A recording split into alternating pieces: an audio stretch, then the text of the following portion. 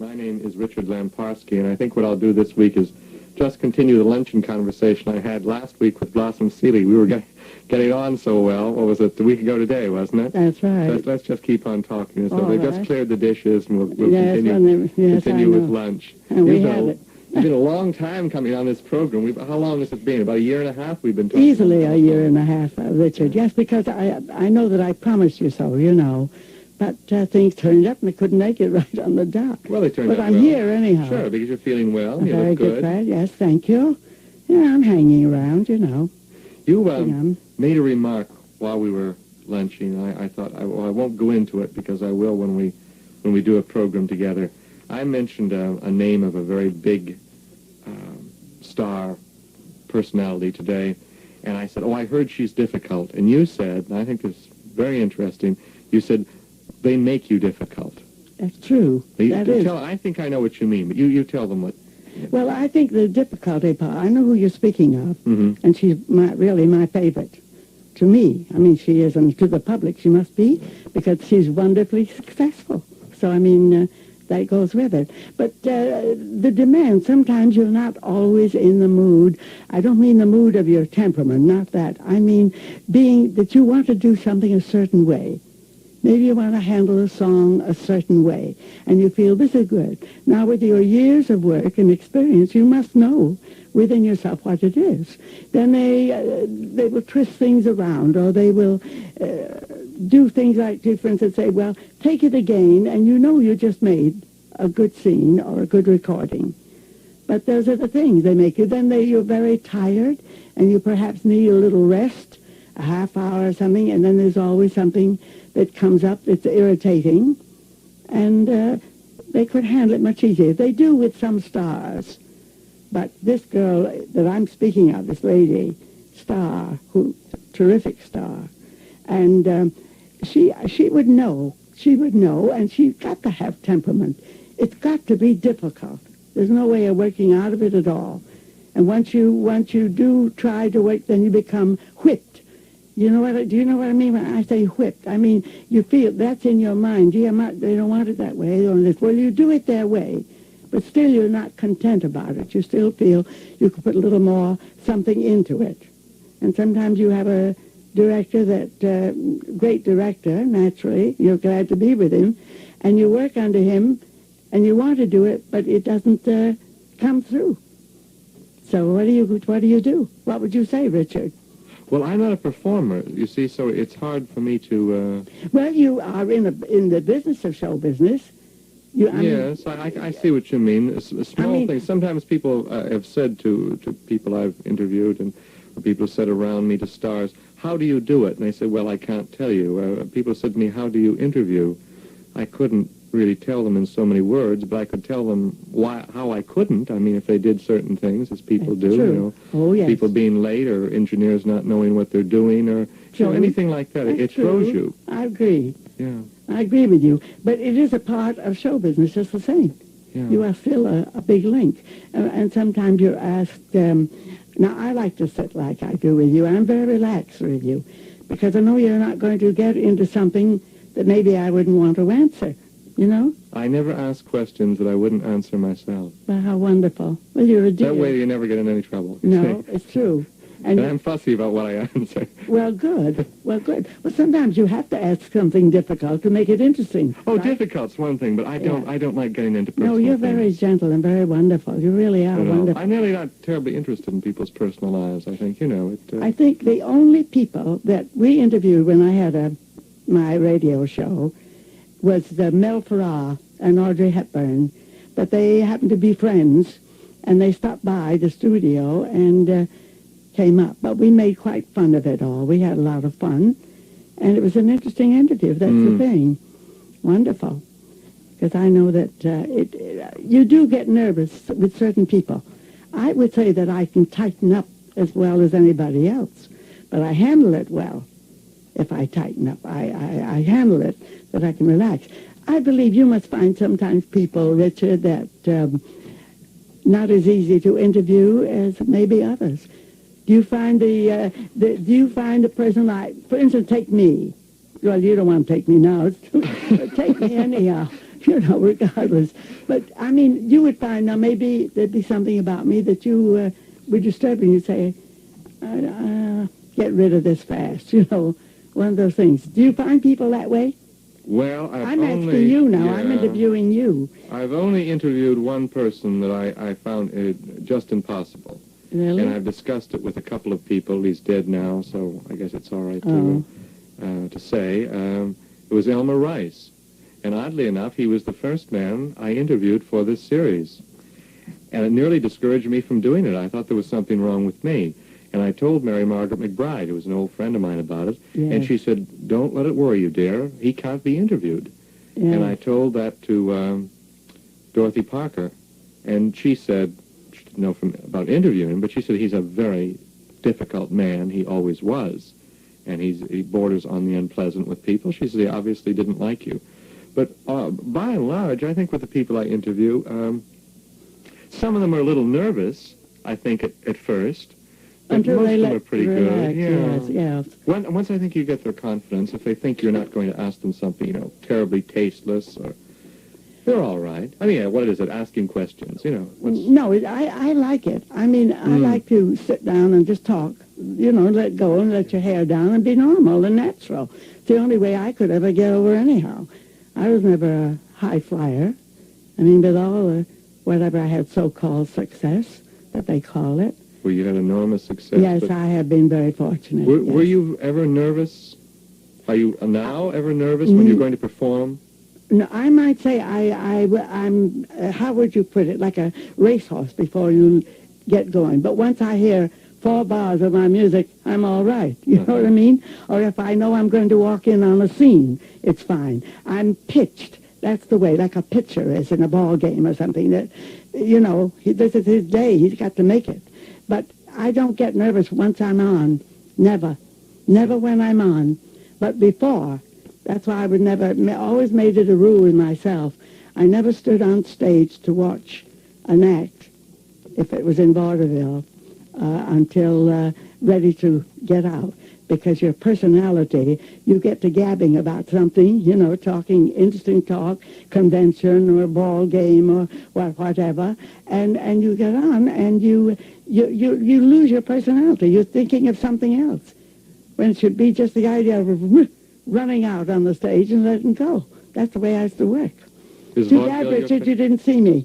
Yeah, I've only seen you I've seen you on the Ed Sullivan Show. Yes, well, you're very limited, and I love him and adore him. He and Mrs. Sullivan are 2 very good friends, many years ago. But Ed wouldn't use you unless he knew you had it. You know what I mean? Yes. But he dictates his show. You do what he wants, the timing and your songs or whatever. He chooses, and he's right. But I think they all his show, he's pretty much right. do that, don't they? They tell you what about you're going to do. No. The only thing, now, you take the, can I mention names on here? Of course. Mention anything you want. No, I was thinking of Mike Douglas' show, which is a terrific show. Yeah, I've been on that. Oh, he is such a wonderful person. I'm sure you found him that way. Yes. He's so kind. But all I did was get off the plane. I went to the studio, and we just said this and that. We just walked through what we're going to say, and we ad-lib. When I was on his show 3 different times, it was an ad-lib show. There was no, and he would make you go on from the plane in whatever you had on. There was no costuming or no nothing. Yeah, I know that's true. I knew it before I did it because Ruby Keeler did that show, and she said to me, it's the strangest show. Yeah. You don't meet the man before you go on. Now, did you meet Mike Douglas? Oh, yes. Well, I didn't. Now, it didn't bother me because what I do is so limited that, really? I'm not thrown easily. But I didn't even know where I was going to be. I had never seen the show on the air. I don't watch daytime TV. Did you do it in Philly, or did you do it in Cleveland? I did it in Philly, and the man came in, and he said, it's about time for you to go on. And I said, go on? What am I going to do? Oh, no. He said, yeah, you walk through the curtain here. And I said, well, then what? He said, he'll meet you. Oh, no. And I said, well, no, I did it. It worked all right. I know it. But you don't know how long you're going to be on. You don't know what you're going to do. Really? Well, it wasn't that way when I did the shows a couple of years ago. No, he was, you meet him, get off the plane, and no makeup, no nothing. There wasn't then. I did the shows in Cleveland, from Cleveland. Maybe he's changed the whole setup. We'll see this year. Let me ask you something. I've had a number of superstars like you were. I guess you were the first vaudeville superstar I think I've had, although I'm going to see Harry Richmond next week. Oh, how and wonderful. he certainly qualifies, doesn't he? Oh, my, terrific. But what does it take to be that big? I mean, a lot of people made it, but very few people made it as big as you did. Was it drive or talent or a combination? Of course, you started young, and you had the ambition. Well, you were very young, Well, you see, the thing of it was, oh, yes. Well, I had to. If I wanted to eat, I mean, it had to be done that way. But you were really a little girl. Huh? Yeah. Oh, yes. Yeah. Yes, very. And they, oh, yes, I was very young. But you have the ambition. But you see, youngsters today, we have great new talent, but they are so limited. I mean, not all. I mean, but I'm speaking of some that I've seen that I thought had terrific possibilities, but they got to work at it, you see? This polish. Of course, in my era, there was polish and finesse. You couldn't get in a good theater, honey. We had about, in show business at that time, there were about 4 or 5 great circuits. And, of course, when you're starting, like I started in stock, I had great training. It was wonderful. Little cheap stock company out in California, And then you graduate on up, and up to the finer stock companies. We were loaded up there in San Francisco, just killing each other, with all the stock companies around there. That's why so many great stars came from out of there. But you had to learn the polish, the finesse, and good manners, and be a diplomat with all of that. There were things to learn. The press was very important. Your meeting with your representative, representative in those early days came here in New York. This was the aim, to get to New York. Today they're all going out to California again. But I had to work to be able to get to New York. And my first show was a show called The Henpecks, a Broadway show. And that was it. But energy, is that important too? Pardon? Strong, a lot of energy? Oh, yes, terrific energy. I had, yes.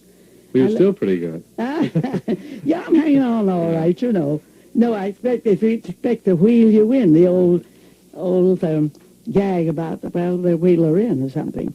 But it isn't true. I like big company. I like fast company. I was always in fast company.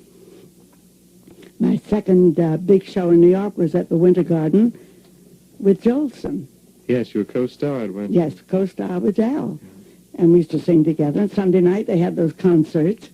And if you were playing in Boston, the Schuberts would bring you in. Of course, you didn't get paid for it. So today's performers and stars are very fortunate. They get paid for everything. Why weren't you paid for that? Well, there was no union or anything. And you were a Schubert star, and they were entitled to that. Were the Schuberts really as tough as the legend has? No, they were great men. Really?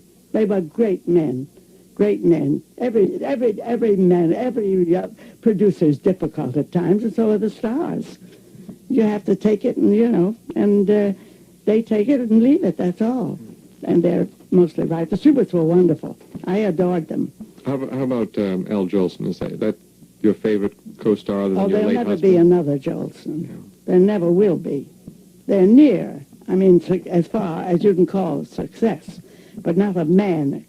He was so great, so powerful, greatest personality, and terrific. And we always wind up, I don't care what anyone said, they will never, not in my time now, or any time, I don't think they'll never be. They've aped him. They've aped him in every way possible. But you see, Al could go on a runway, we call it the runway, that was in the Winter Garden in those days, and walk out there 11:30 at night, and maybe I had just done something before, and he came on to join. He would never be introduced and walk on, stay on for 2 hours, and entertain you to the height. Terrific man. This is a great entertainer. And so with the gentleman that you're going to see, Harry Richmond, yes. There was another great. We haven't got today. They haven't got that flair. Our singers outside of Sinatra, who of course the king can do no wrong when you're successful. But but when success doesn't, sometimes you slide down the ladder. And you get down. I don't say you're out, but you slide down because your place is being filled with somebody else, which is right. You have to have new talent all the time.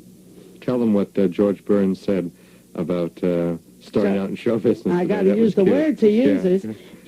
He claims that today, years ago, we had theaters where we could try out our act and find out what we had, or try out our routine and find out what you had, your orchestrations. You could hear your orchestration and know what you were going to sing with.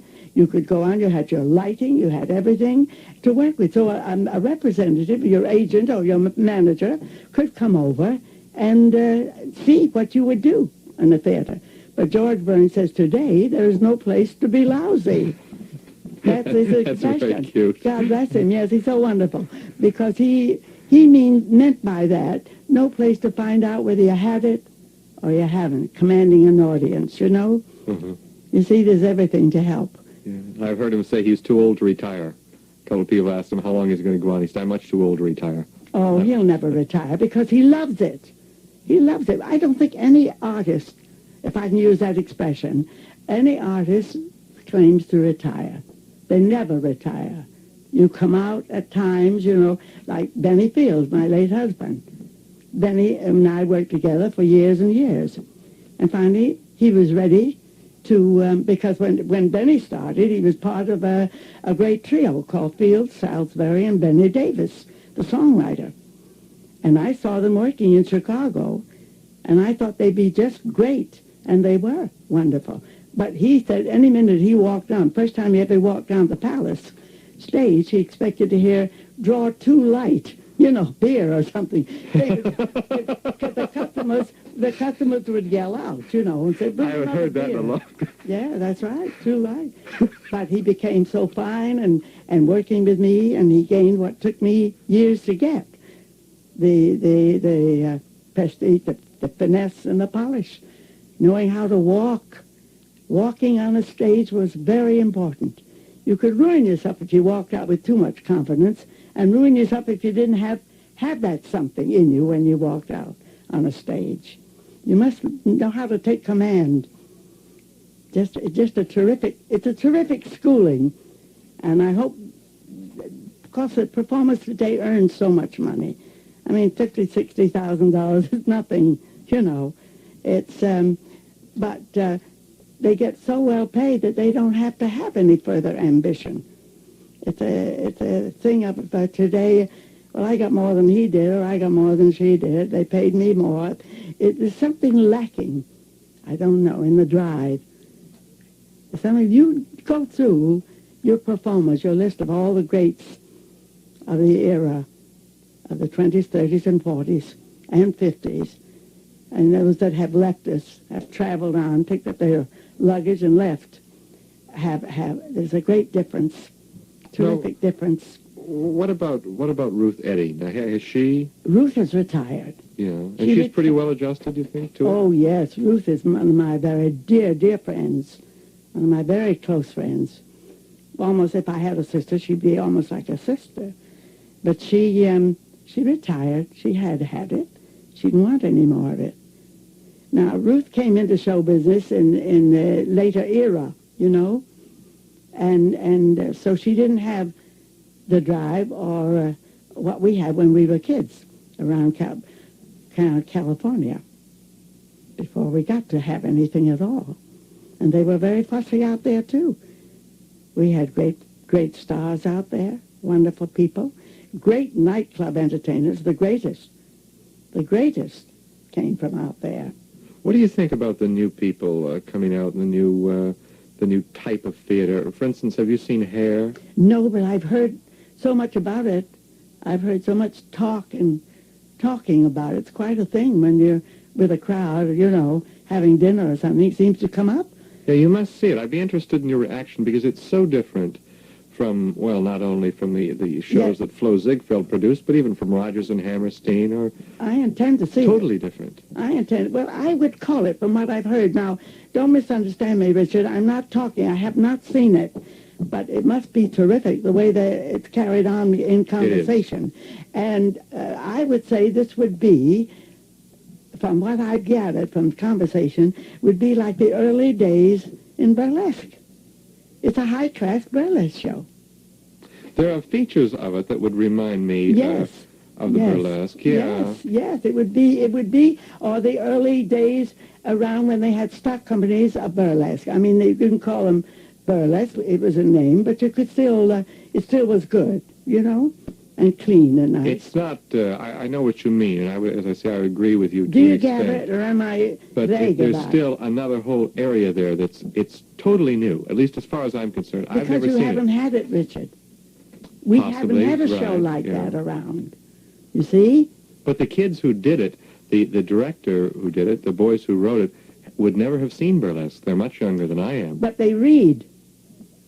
You read, and you see personalities. I don't know. I'm going to see it anyhow, because it doesn't matter whether I like it or not. It's not important.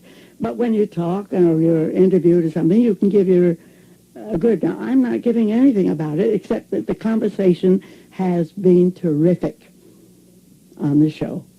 Hair. I'm going to see it, definitely. I want to see it. I want to see everything in show business, as long as I carry on. What about your book? When can we expect that? Yes, I would say, well, it'll take a little, all of this year, and possibly a little bit of next year. Then it'll be ready. We can plug mine then, because mine's nearly out. I said we can plug mine then, because mine's nearly out. Oh, you'll have a wonderful book. Mine will be out I'm sorry I'm not a before part Christmas. of it, but you understand and know why I'm not. No, as a matter of fact, explain to them. I wanted you to be in it. I'm so glad. I'm so glad about it. But we'll have other days. There'll be other things. There's plenty in my background that has never been. Who do you keep in touch with now? I know you're very friendly with Ruth Adina. Oh, Who are some yes. of the other big names of yesterday? Well, with everybody that's still around.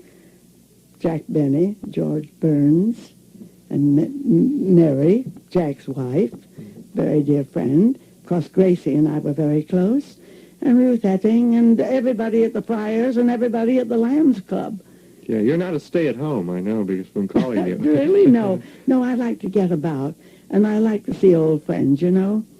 Especially, you eat certain restaurants. Today it is not the old days. When I say the old days, I'm talking about a few yesterdays. It could be yesterday. We're all living in a day anyhow. That's the way I live. I live today. I'm born this morning, and that's it. That's the way I carry my life. I mean, you know, Fanny Bryce used to say, geez, you're never going to get old. You just, what is it? Because I live that way. Do you tell how many years you've been in show business? Is that a fair question?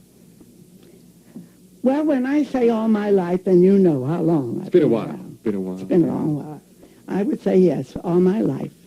Never known anything else, and I loved it. Then one-night stands.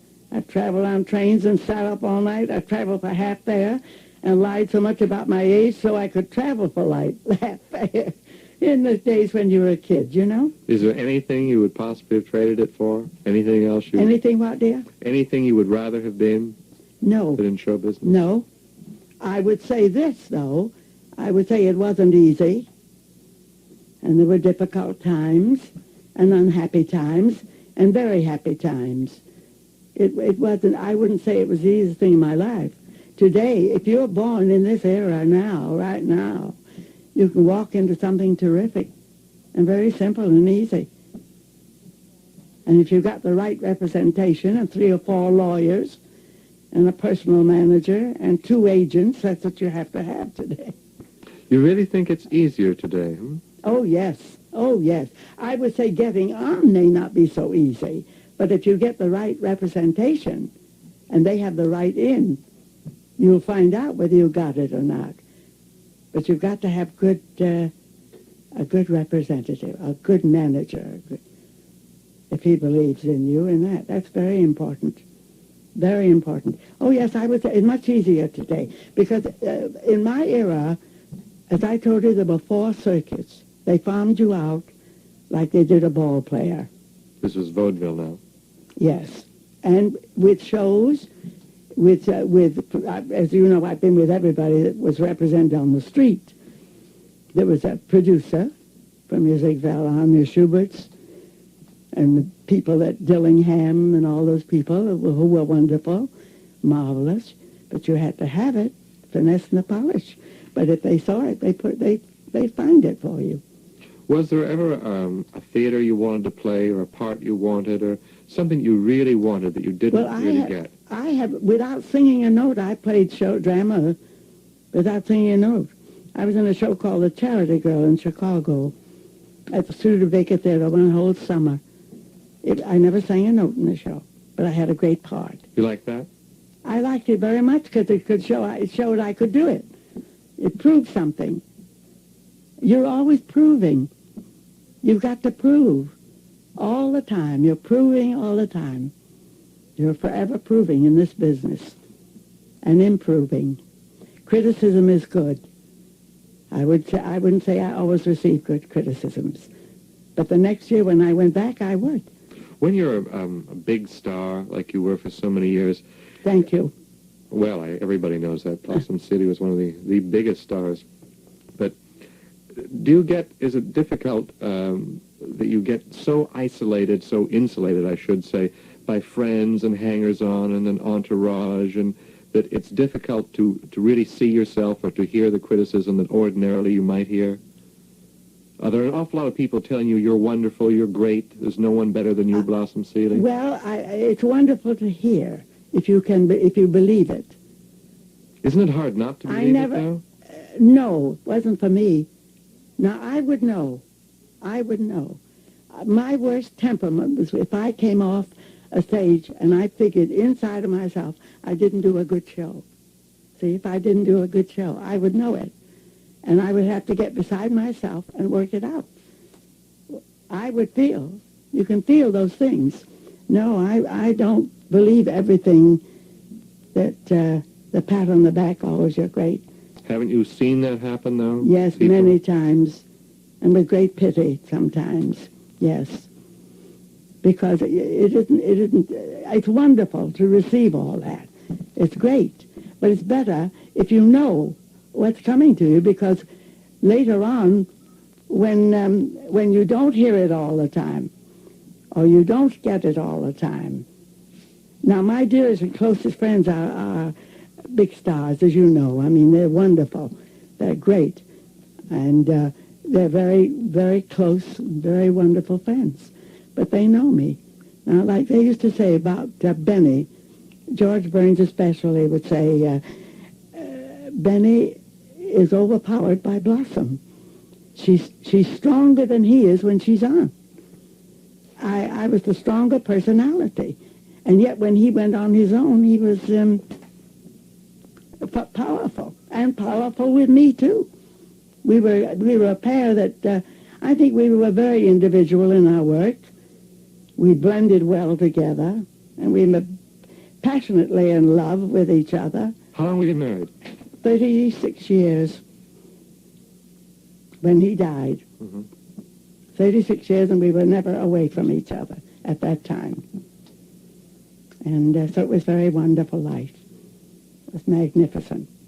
He was a great man. It's too bad that he couldn't have held on a while. We were with Sullivan, Ed Sullivan. And yes, I've seen you on Ed That was Sullivan. our last appearance in Vegas with Ed, yeah. Well, I guess I've talked myself out, haven't I? No, I don't think so at all. I know the way you talk, so yes. I know there's all kinds of things left. Unfortunately, we're running low on time. That's it. We'll have to have another lunch, maybe even another program. Yeah, I expect to see you before you go up the coast. Yes. I hope. Please. Yeah, I will be going soon, but I do want to see you again. Do come over. I will. Will you please, and have a little, the end of the week when you're free, like Saturday, perhaps. Next week, I think, because I'm going to the coast, I'll be guesting at Pick Fair. Have you ever been to Pick Fair? No. I've always wanted to go. I've been to San Simeon. I've been to a lot of places. And yes. I wrote Buddy Rogers a letter and asked if I could interview him, and he said yes. Barry Pickford is at the Motion Picture Country Hospital, so I can't interview her. He said, take your tape recorder and come up to see me. Wonderful. I know you'll love it. You'll love it. If things go well. Wonderful. Oh, it'll go Think well. of it, me at Pick there. Richard, you're very darling, and I appreciate your time and patience. I'm so happy to have been able to come over and say hello. And I thank you for my very good time you gave my good friend. And Well, I thank you for coming here and for taking me to lunch. Next time it's my treat. Oh, shucks, we don't worry about that. I can always sign the check. But do come over, will you? Thank you, I will. My guest today has been Miss Blossom Seeley. This is Richard Lamparski. Thank you for listening. Good night. This is WBAI in New York at 99.5 FM.